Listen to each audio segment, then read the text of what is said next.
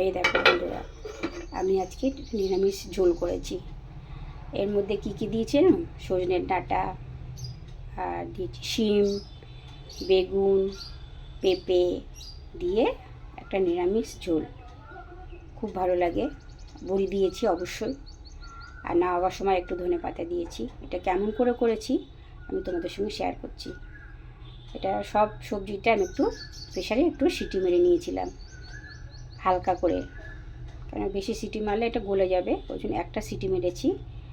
একটা সিটি মারার পর বন্ধ করে দিয়েছিলাম। তারপর খানিকক্ষণ পরে ওটাকে আমি তুলে দিয়েছি ঠান্ডা ঠান্ডা হওয়ার জন্য। দিয়ে তেলের মধ্যে আমি বেগুনটা ভেজে তুলে নিয়েছি। তারপর তেলের মধ্যে শুকনো লঙ্কা, তেজপাতা, 5 ফোড়ন দিয়ে নাড়াচাড়া করেছি, করে বড়ি দিয়ে দিয়েছি। বড়িটা যে ভাজা ভাজা হয়ে গেছে, আমি সবজিটা ঢেলে দিয়েছি। ব্যাস, সবজি ঢেলে দিয়েছি। দিয়ে তারপর বেগুনটাও দিয়ে দিয়েছি, নুন দিয়েছি, হলুদ দিয়েছি। দিয়ে আর যখন সিদ্ধ করতে বসায়, তার মধ্যে 2টো টমেটো আমি খণ্ড খণ্ড করে কেটে দিয়েছিলাম। আজকের এই নুন, হলুদ আর নামাবার সময় একটু ধনেপাতা দিয়ে আমি এটাকে বন্ধ করে দিয়েছিলাম। ব্যাস, আমার নিরামিষ ঝোল হয়ে গেছে। খেয়ে দেখবে বন্ধুরা, এরকম ঝোল ভীষণ ভালো লাগে। গরমের সময় তো ভীষণ ভালো লাগে। তো টাটা, বাই বাই। আবার অন্য কোনো ভিডিও নিয়ে হাজির হব। বাই। আর হ্যাঁ, আমি আরেকটা কথা ভুলে গেছিলাম। সিদ্ধ করার সময় আমি 2টো লঙ্কা চিড়ে দিয়েছিলাম এর মধ্যে।